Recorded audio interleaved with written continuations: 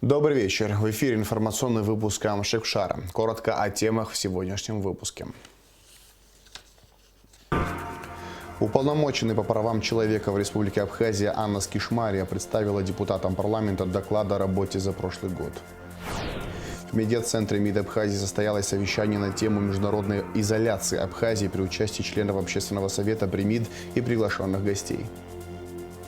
Около 25 миллионов рублей планирует выделить столичная администрация на ремонт Сухумской городской клинической больницы.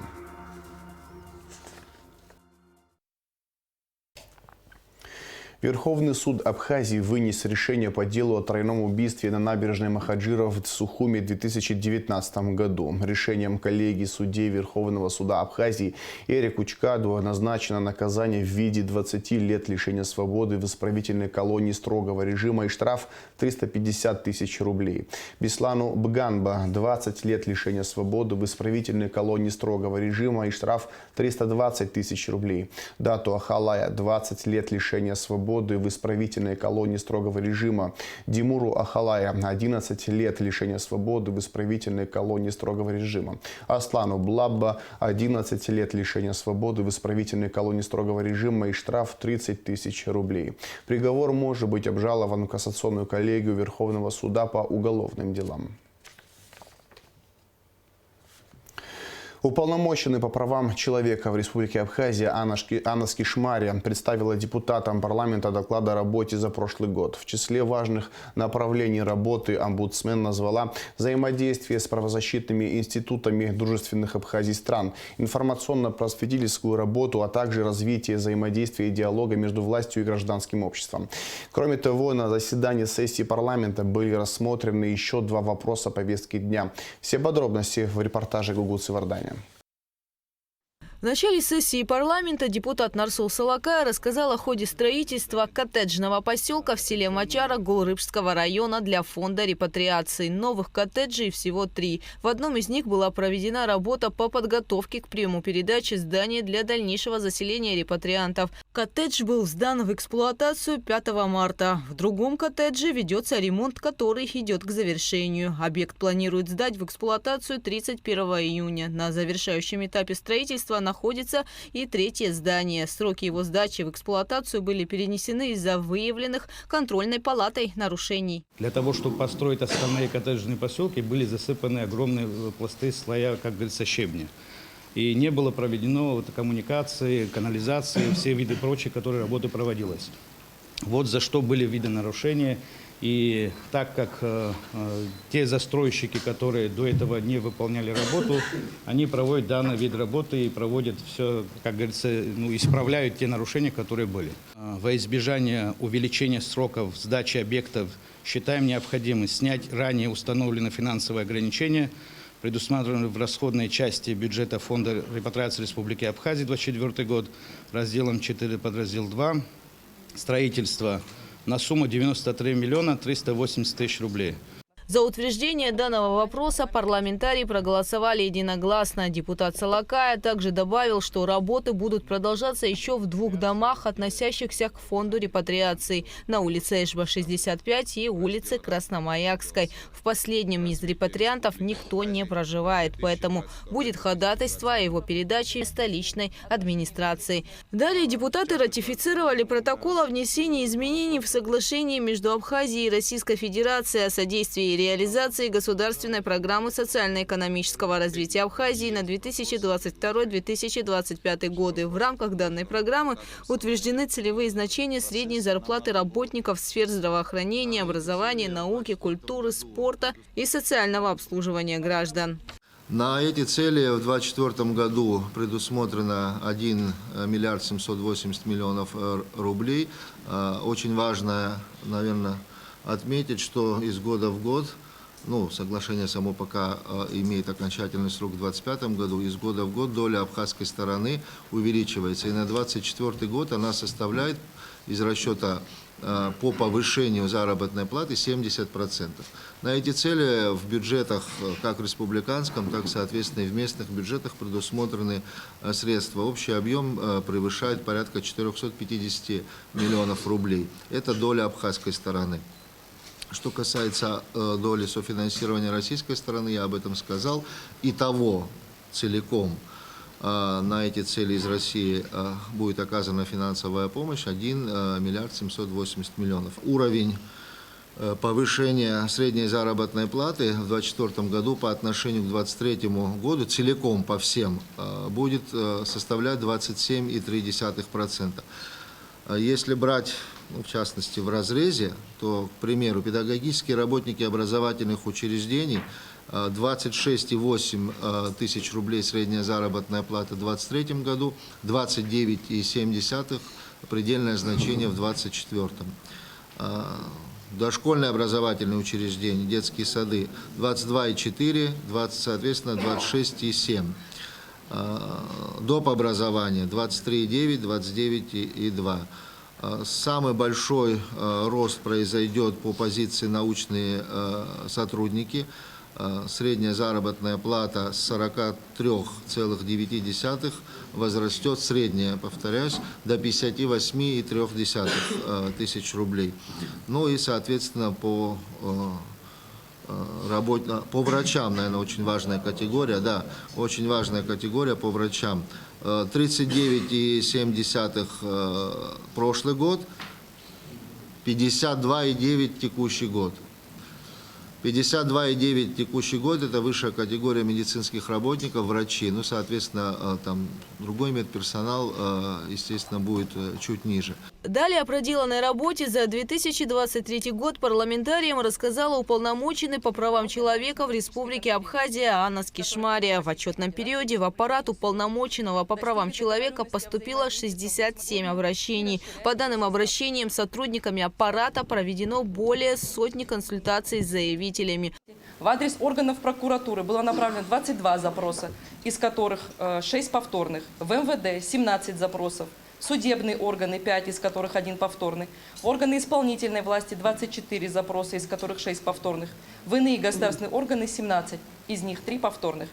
Как и в предыдущие годы, основную часть обращений на нарушение права составляет категория гражданских прав. Их доля составляет 51 обращение из 67. На нарушение социальных прав поступило 14 обращений, по политическим и экологическим нарушениям поступило по 1 забросу. В своем отчете омбудсмен коснулась и условий содержания заключенных в местах лишения свободы. Она отметила такие проблемы, как отсутствие полноценного медицинского обслуживания, несоответствие санитарных норм, вопросы обеспечения централизованным питанием, нехватку камер и койко-мест. Содержание в таких условиях не служит достижению цели наказания, исправлению осужденного и предупреждению совершения им новых преступлений. Попадая в такие условия, человек не может переосмыслить содеянное и в первую очередь пытается приспособиться, адаптироваться к таким условиям жизни, которые могут способствовать расчеловечиванию его личности, его дальнейшей маргинализации, озлоблению и усилению криминализации. Омбудсмен также рассказала о ситуации с иностранными гражданами, ожидающими очереди на получение виз Российской Федерации. С начала 2023 года их число резко возросло. Это спровоцировало образование многотысячной живой очереди, затруднившей работу российского посольства. В рамках двустороннего сотрудничества с посольством Российской Федерации в Республике Абхазия уполномоченные принимались и обрабатывались заявления от иностранных граждан с целью выявления случаев, требовавших незамедлительного реагирования. Материалы по обработанным заявлениям с изложением критической ситуации заявителя направлялись в посольство Российской Федерации для дальнейшего получения визы вне очереди. Таким образом, из 9 заявителей 2 иностранных граждан получили визу Российской Федерации вне очереди с учетом их затруднительного положения. Актуальной остается и проблема образования очередей при перерегистрации пенсионеров, проводимой ежегодно клиентскими службами отделения Социального фонда России. В связи с дезинформацией, распространяющейся среди населения, в Пенсионном фонде РФ в местных клиентских службах отделения СФР образовывается очередь. Граждане полагают, что своевременно не прошедшие перерегистрацию пенсионеры выдача пенсии якобы будет приостановлена окончательно, что в корне не соответствует действительности. Пенсионеру, пришедшему перерегистрацию, выдается талон с указанием даты, когда ему необходимо вновь обратиться в клиентскую службу. Однако зачастую граждане под влиянием вышеупомянутой дезинформации обращаются в клиентские службы раньше срока, указанного в талоне. Сотрудники клиентских служб вынуждены осуществлять прием как граждан, у которых наступило время перерегистрации согласно талону, так и граждан, обратившихся вне раньше указанного срока. Анна Скишмария коснулась и случаев задержания граждан Республики Абхазия при пересечении КПП ПСОВ. Уполномоченный по правам человека направила обращение чрезвычайному и полномочному послу Российской Федерации в Республике Абхазия, министру иностранных дел, председателю СГБ, в которых указала на данную информацию с просьбой о разъяснении ситуации. На сегодняшний день из двух вышеупомянутых ведомств ответа так и не поступило. При пересечении некоторыми нашими гражданами границы, да, на КПП ПСОВ, вот хочется уточнить, вот какие есть у аппарата уполномоченного инструменты реагирования на эти случаи, да, были ли они в полном объеме задействованы, была ли у вас возможность их задействовать в полном объеме, и если да, то какие результаты? Есть ли обратная связь по тем случаям, которые, в принципе, они, определенный резонанс в обществе на каком-то этапе, вот буквально недавнего прошлого, вызвали? Нам ни один заявитель не обратился. Возможно, потому что в классическом понимании здесь не стоит вопрос о нарушении прав человека. Возможно, в этой связи. Потому что действительно паспортное управление, пограничная служба имеет право задерживать человека на 3 часа для досмотра, разговора. К нам, к сожалению, ни один из заявителей не обратился. Спикер парламента подчеркнул важность взаимодействия Народного собрания с аппаратом уполномоченного по правам человека и задал омбудсмену несколько вопросов. В местах принудительного содержания знаем, что с питанием есть проблема, но что касается медицинского обслуживания, она тоже существует давно, эта проблема.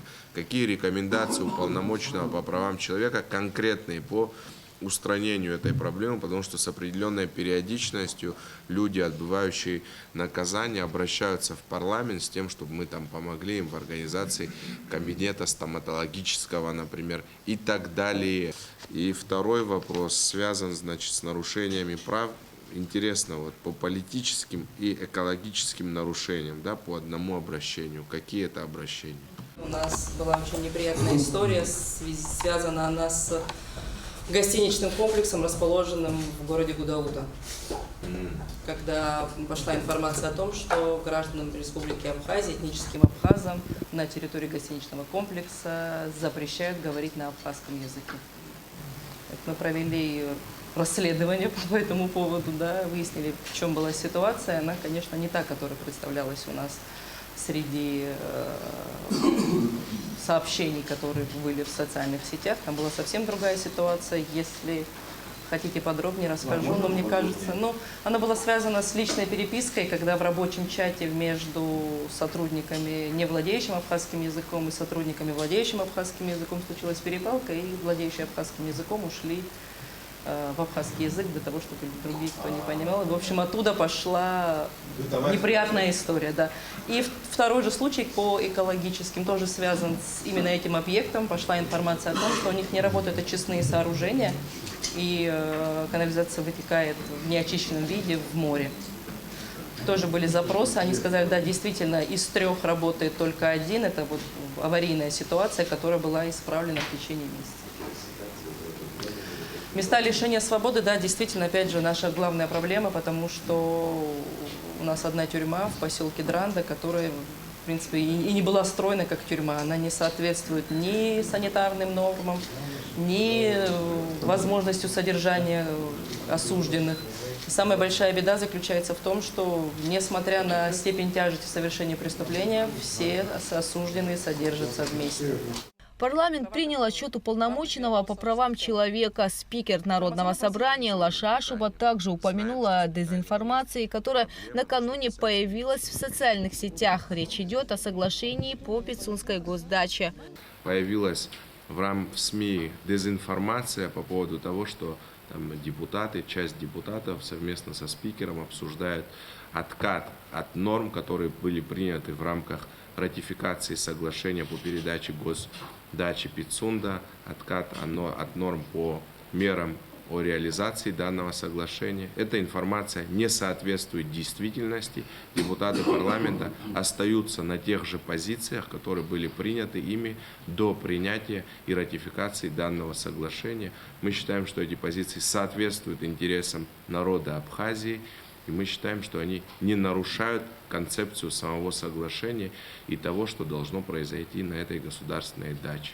Лашашуба коснулся и темы борьбы с незаконной добычей криптовалют. Здесь принимали ужесточающие нормы, касающиеся майнинга, да, и майнинг оборудования. Ну, периодически происходит, мы принимаем эти нормы, потом вроде как правоприменитель должен работать. По факту в осенне-зимний период снова приходят к нам по ужесточению норм. Ну, ужесточать уже некуда. Мы не видели результатов этих проверок, изъятий, и не видели, чтобы кто-то истребил оборудование для майнинга. Это беспокоит депутатов. И мы знаем, что эта деятельность продолжается, мы хотим реагирования, обращаемся публично к правоохранительным органам и ко всем, кто этим занимается и кто это инициировал в парламенте. В завершении заседания спикер парламента напомнил, что 17 марта граждане Абхазии, имеющие российское гражданство, смогут принять участие в выборах президента Российской Федерации. Он призвал сограждан проявить активность в голосовании. Гугу Цавардания, Рамо Камкия, Абхазское телевидение. Делегация международных наблюдателей от парламента Республики Абхазия прибыла в Москву для осуществления мониторинга, подготовки и проведения выборов президента Российской Федерации. В составе делегации депутаты Народного собрания Адгур Харазия, Ахра Пачуля, Бадрик Пилия и руководитель аппарата парламента Вадим Бжани. В связи с возникшими техническими сложностями изменились места голосования граждан России на выборах президента Российской Федерации 17 марта в Гагарском и Гудаутском районах, сообщает посольство России в Абхазии. В поселке Цандрыбш голосование пройдет в здании средней школы номер 2 вместо ранее указанного адреса участковой избирательной комиссии в здании средней школы номер 1. Также вместо здания администрации села Блабарху голосование пройдет в школе-интернате села Калдахуара. Президент Аслан Бжани поздравил с днем рождения главу Карачаево-Черкесской республики Рашида Тимрезова. С теплотой вспоминаю наши встречи и убежден, что мы и впредь будем способствовать укреплению дружеских отношений и служить дальнейшему налаживанию связей между нашими братскими народами, говорится в поздравлении главы государства. Аслан Бжани пожелал Рашиду Тимрезову крепкого здоровья, благополучия, успешной реализации поставленных задач на благо Карачаево-Черкесии. В медиа-центре МИД Абхазии состоялось совещание на тему «Международная изоляция Республики Абхазия». В обсуждении приняли участие глава внешнеполитического ведомства Инал Арденба, члены Общественного совета при МИД и приглашенные гости. Алик Атрапш расскажет подробности. Открывая совещание с участниками Общественного совета при МИД и приглашенными гостями, министр иностранных дел Абхазии Инал Арденба отметил, что крайне важно развивать отношения с прогрессивными институтами Российской Федерации. При этом министр подчеркнул, что ключевыми задачами взаимодействия являются поддержка молодежи Абхазии, перспективное развитие информационных технологий, модернизация подходов к информационной политике, распространение информации об Абхазии и повышение инвестиционной привлекательности. Информирую также и о том, что с целью укрепления диалога между молодежью нашей страны, Российской Федерации и Республики Беларусь в данное время мы прорабатываем возможность организации в нашей стране молодежного фестиваля, который предполагается к проведению в текущем году, этим летом. Значит, возможность организации прорабатывается как дискуссионные площадки, так и в рамках фестиваля внедрение элементов спорта, культуры. На мой взгляд, это было бы крайне важно для укрепления диалога между молодежью наших стран. Большая политическая победа Абхазии в том, что стратегическим союзником республики является Россия, отметил в своем выступлении секретарь Совета безопасности Абхазии Сергей Шамба. Я бы хотел напомнить, что в послевоенное время, когда Абхазия находилась в блокаде, и Владимир Владимирович Путин, как только был назначен председателем правительства Российской Федерации, отменил блокаду со стороны Российской Федерации. И с тех пор мы видели целый ряд шагов, которые были сделаны решительные, и привели в конечном итоге к признанию независимости Абхазии. С тех пор поддержка экономическая, политическая на всех уровнях. Мы видели в Совете Безопасности ООН, как за наши интересы представитель Российской Федерации посол Чуркин сражался буквально, это было даже по телевидению мы могли наблюдать. Единственный, можно сказать, покровитель, союзник – это Российская Федерация. Несмотря на то, что мы признаны рядом других государств, но ближе, роднее и, так сказать, ближе у нас никого нет. Мы это понимаем. Это было, кстати, и до признания. Россия оказывала нам огромную помощь. Между нами, я думаю, что никогда не будет тех отношений, которые хотели видеть бы за границей, которые хотели видеть бы наши враги. Участники совещания высказались и по поводу неправительственных международных организаций, которые работают в Абхазии. По мнению Сократа Джинджуля, их деятельность не должна распространяться на политическую жизнь. Когда создавались эти неправительственные организации в Абхазии, мы помним хорошо, Руслан Канович тоже помнит. Это те времена, когда еще Владислав Григорьевич был. И сейчас я слышу, что они такие дела сделали в Абхазии, они вытащили Абхазию из экономического, значит, трудного положения, они все. Ничего подобного. Конечно, их деятельность сопровождалась здесь какими-то благотворительными делами, но благотворительные дела мы тогда, может быть, не очень понимали, но эти благотворительные дела нужны были им для того, чтобы, это можно сегодня говорить, для того, чтобы легализоваться в какой-то стране. Представьте себе, чтобы они, и если и этого не делали, кто бы им разрешил тогда действовать на территории Абхазии. Поэтому это, значит, для, собственно, если грубо говорить, как говорится, для прикрытия. Но такая деятельность была, она и сегодня есть. Ряд организаций осуществляет полезную деятельность, об этом министр иностранных дел наш говорит постоянно. Конечно, они должны и дальше должны работать, но некоторым нужно, конечно, закрыть дорогу. У нас есть органы, если 1, 2, 3 человека имеют какие-то совершенно очевидные предательские, скажем, наклонности, с ними надо разбираться. А так вот принимать такой закон и объявлять внутри нашего общества целый пласт людей, мне кажется, это не время. Может быть, когда-нибудь, не дай Бог, конечно, у нас будет в обществе, но сегодня нет.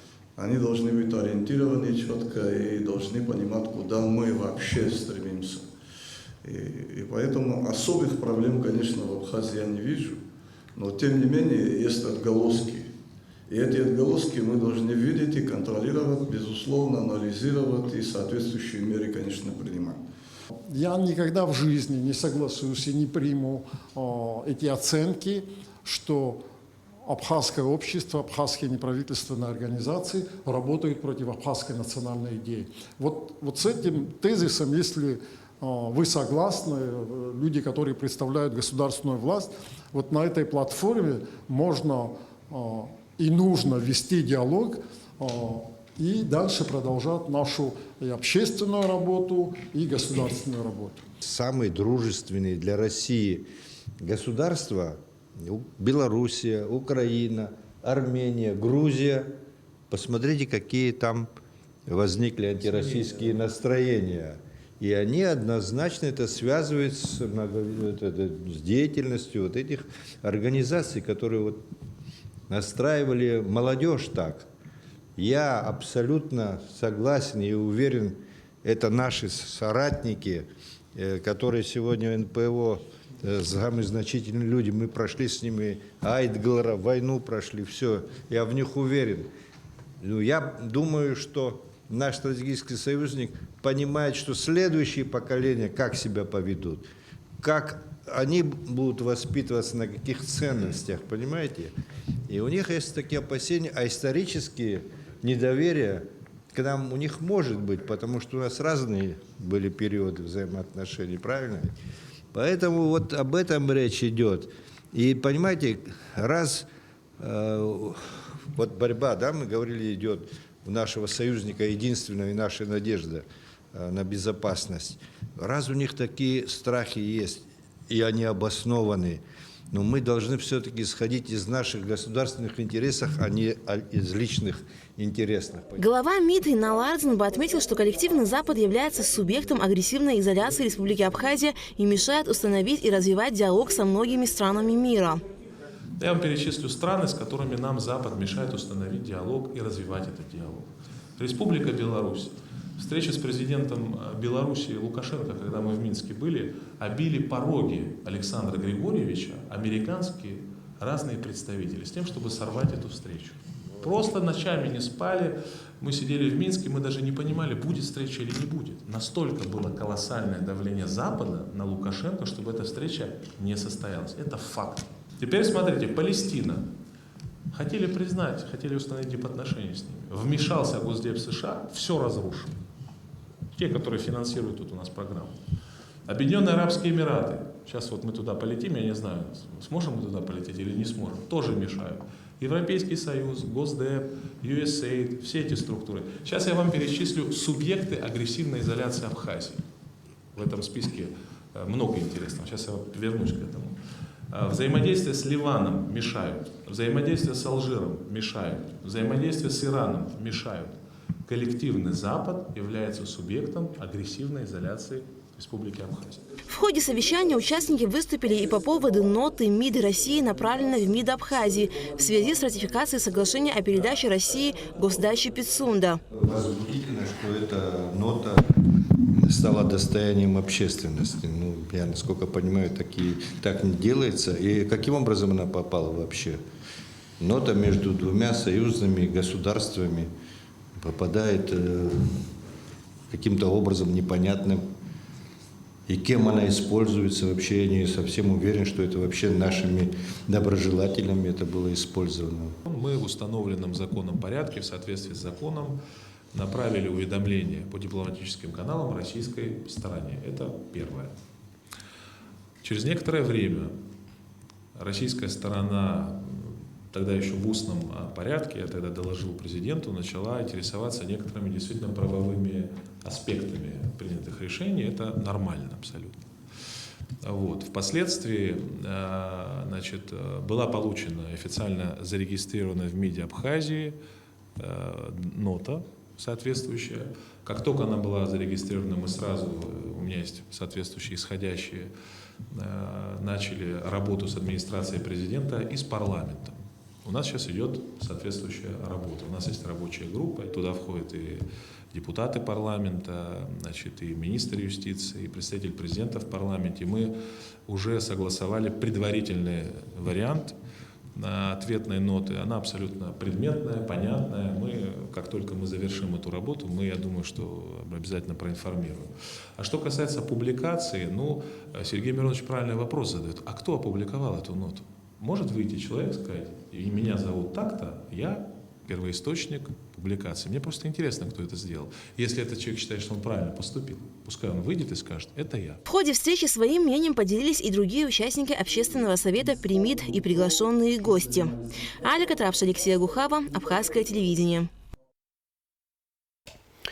В МИД Абхазии прошла встреча с сопредседателями международных женевских дискуссий по безопасности и стабильности в Закавказье, с спецпредставителем Евросоюза по Южному Кавказу Тойво Клааром, представителями ООН Джихан Султаноглу и ОБСЕ Зигфридом Вебером. Участники обсудили предстоящий 60-й раунд женевских дискуссий. Абхазская сторона вновь подчеркнула, что ключевым аспектом работы площадки является подписание документа о неприменении силы между Абхазией и Грузией. Очередной раунд запланирован на 4 и 5 апреля текущего года.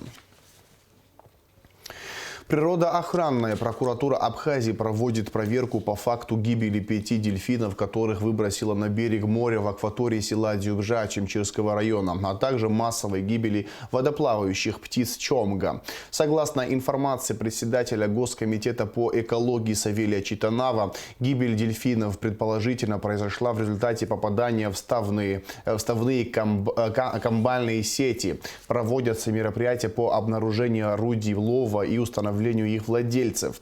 По результатам проверки будут приняты предусмотренные законом меры, о чем будет сообщено дополнительно. Что касается гибели Чомг, Государственная ветеринарная служба Абхазии направила биоматериал погибших птиц на исследование в Кропоткинскую краевую ветеринарную лабораторию в Краснодарском крае.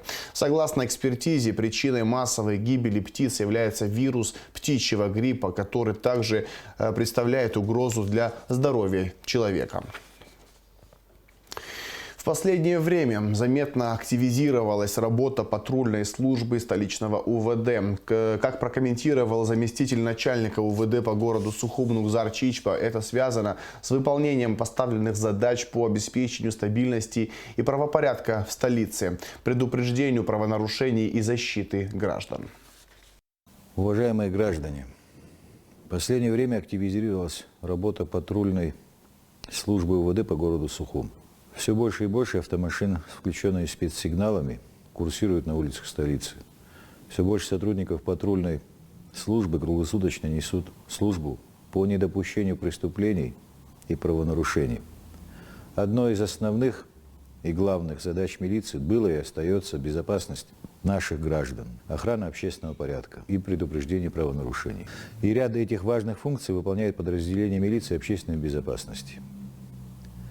На сегодняшний день основной зоной контроля остается организация дорожно-транспортной безопасности и недопущение применения в общественных местах гражданского огнестрельного оружия.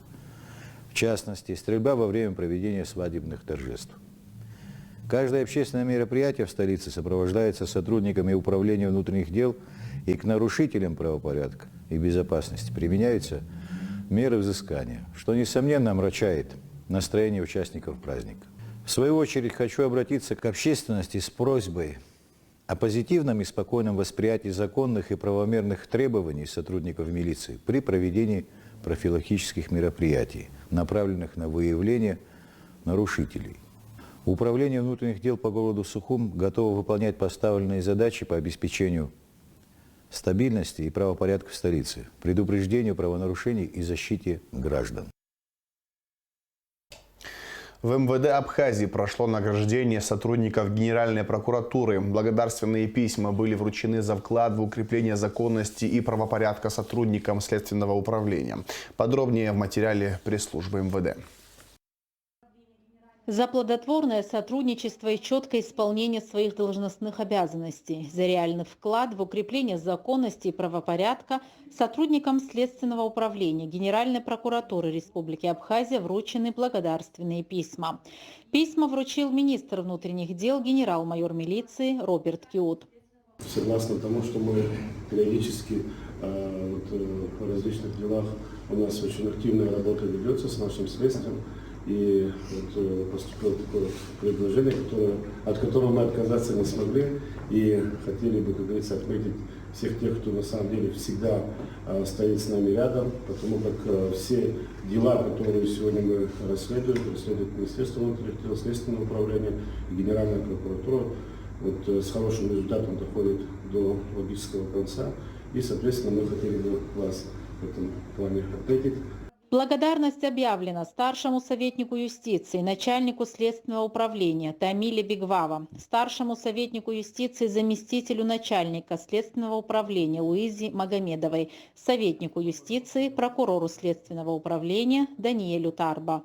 Все силовые органы, в том числе Министерство внутренних дел, Служба госбезопасности, Генеральная прокуратура, и те, кто занимается оперативной деятельностью, расследованием дел, я считаю, что всегда мы должны в унисон работать, мы должны всегда проявлять такую, знаете, позицию одинаковую, та, которая нам позволит сегодня, в конце концов, и победить и преступность, в том числе, потому что когда наши оперативные сотрудники выявляют материал, конечно же, они всегда смотрят на следователей, следователи смотрят на прокуратуру, для того, чтобы это дело дошло до конца. Потому что мы все, я и мои заместители, уважаем труд наших сотрудников, и спасибо вам огромное за оказанную помощь.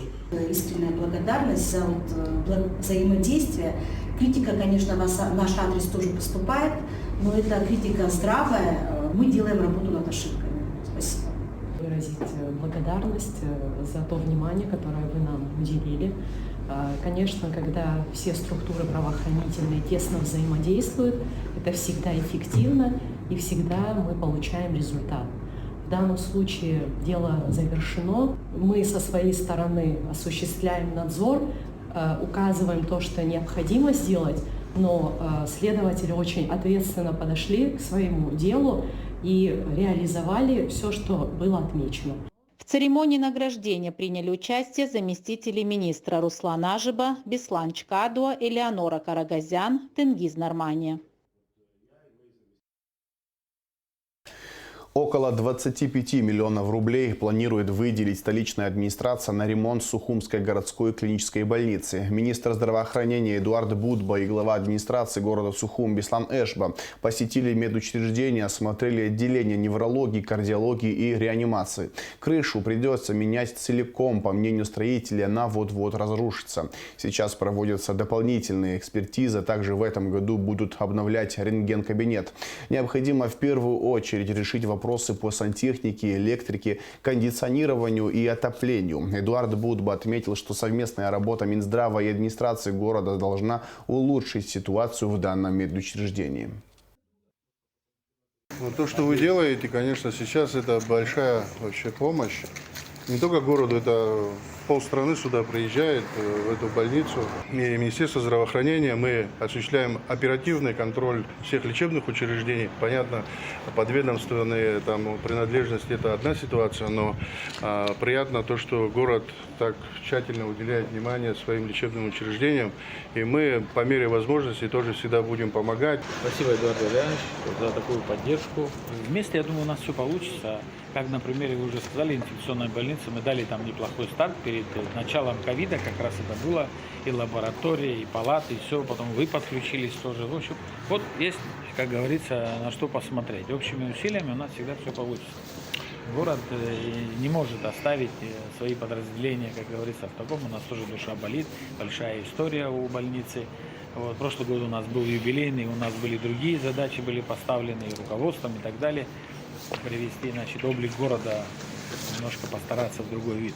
В этом году мы нацелены на детские сады, школы и немножко медицинскую часть. Все, что мы не успеем в этом году сделать, то добьем, я думаю, и в будущем году тоже. Так что вот такие у нас планы. Абхазский госуниверситет и Пекинская информационно-консультативная компания «Евразия» подписали стратегическое рамочное соглашение о сотрудничестве. АГУ и «Евразия» намерены организовывать и проводить совместные научные конференции, содействовать сотрудничеству абхазского и китайского народов в области образования, обмениваться преподавателями, аспирантами, магистрантами и студентами для участия в научных форумах и семинарах. Место проведения мероприятий и уголок для работы. В Фонде развития образовательных и предпринимательских инициатив «Синергия» прошла пресс-конференция в связи с открытием нового здания бизнес-центра. Репортаж Ульяны Рожковой.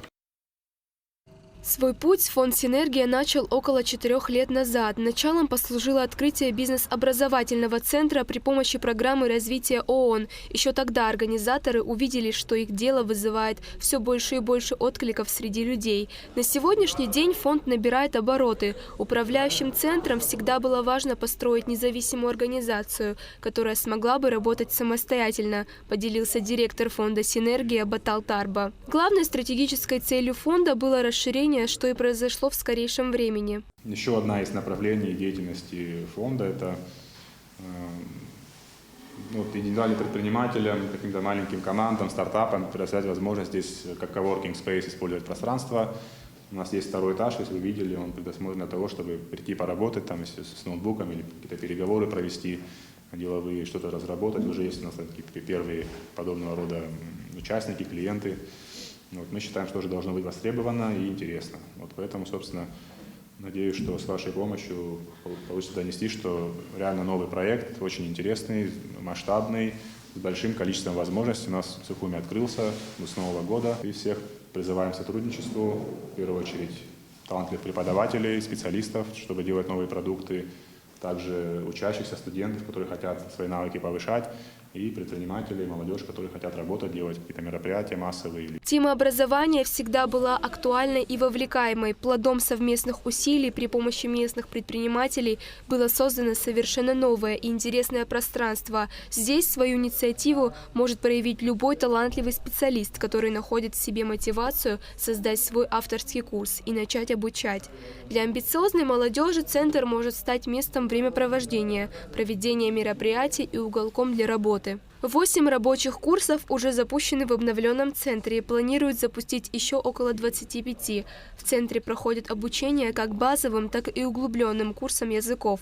Особое внимание уделяют подготовке к поступлению в вузы, рассказал Батал Тарба. Было бы здорово, если на этой площадке какое-то глобальное репетиторство развернуть.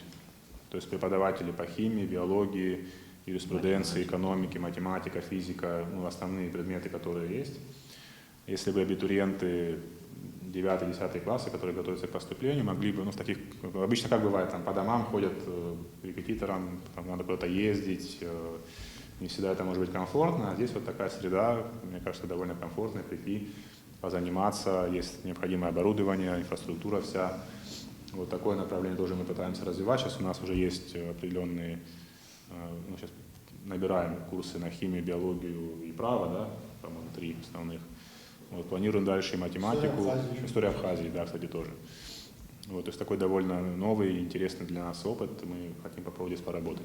Образование играет важную роль в становлении человека и улучшении качества жизни во всем мире. Молодые люди нашей страны не перестают радовать своим энтузиазмом и вовлеченностью. Именно от них зависит, какой будет наша республика и ее будущее. Ульяна Рожкова, Камила Джопо, Абхазское телевидение. В завершении выпуска расскажем о погоде. По сообщению Гидрометцентра, в пятницу 15 марта на территории Абхазии местами возможен дождь, туман. Температура воздуха ночью 5-10, днем 10-15 градусов тепла. Температура морской воды плюс 11 градусов.